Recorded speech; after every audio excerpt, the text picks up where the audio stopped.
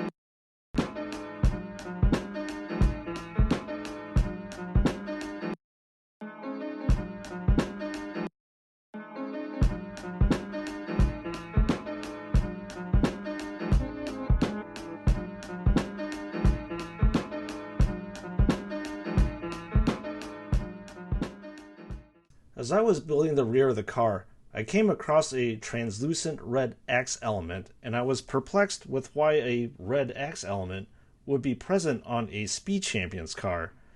I suppose this is why the designer of the LEGO model is such a genius. So on the real Elva, the rear brake lights are actually very red, thin slivers that stretch from the side of the car towards the center of it. The designer used the thinness of the red axe element to represent the rear taillights of the LEGO version. Needless to say, I was very impressed with the usage of the LEGO piece. Fortunately, the back of the LEGO model does not translate well with the real Elva. The back is very curvy and has swooping edges around the top, the rear quarter panels of the car.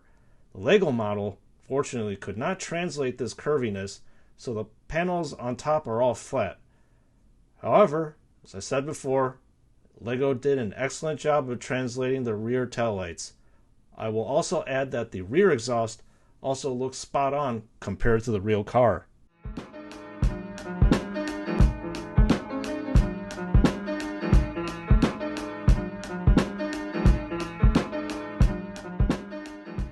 Again, the interiors of all Speed Champions cars tend to be a bit, utilitarian with just a steering wheel. However, the Elva is slightly different in this aspect because there is more of the car that is exposed to open air, so I believe that the designer had to put more pizzazz in the cockpit. There are a few notable things I wanted to point out about the interior. In the real-life Elva, there's a fairly large center console screen which controls music and I'm sure other aspects of the car. This console is mimicked with a printed 1x1 flat black piece with music controls, which is a nice touch. The next thing I want to point out is the printed seats on the LEGO Elva. I'm not sure if I've ever seen printed LEGO seats, so this is a first for me. This is yet another example of how LEGO needed to spice up the interior because more of it shows. What's interesting about this car is that McLaren decided to go without a windshield, which makes this the first road legal open-topped sports car. I find it puzzling for a road legal car that one would decide to not put on a windshield. I can't imagine a regular person driving this car on the road, let alone on the track. I mean, we've all had that random rock hit the windshield when we're driving on the highway, and we thank our lucky stars that the windshield blocked that rock from lodging into our skulls. I suppose the owner of this car is not going to be so lucky. If you're wanting to look good while driving the car, I would recommend to drive at low speeds to 1. Save yourself from being smacked in the head with a rock on the highway or other debris, or 2.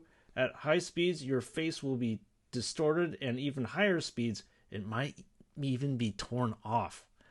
I'm a big fan of Top Gear, and I'm going to refer to the episode where Jeremy Clarkson reviewed the Ariel Atom V6. The first time he got into that car and took it around the track, his face looked absolutely hysterical due to the wind pushing back his skin. So that face is the face that any driver of this car would have if they decided not to put on a racing helmet. Call me an old school car fanatic, but I'm not that much of a fan of this model, mainly because the car looks, well, really weird without the windshield. I know, the whole premise of this car is to give the owner the full driving experience, but this experience does not get translated to the Lego form of the car. The car looks just, again, weird without the windshield.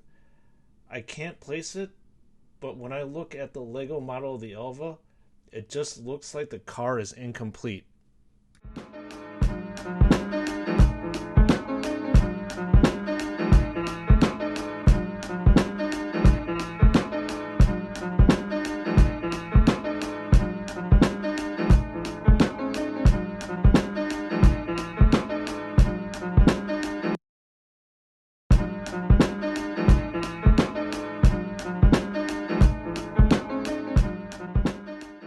Again, the subject matter to which this Lego build is based off of is a very curvy looking car. In fact, I believe that much of the car's allure is lost on this Lego model. The model looks really chunky if you compare a real picture of the real Elva with the Lego model.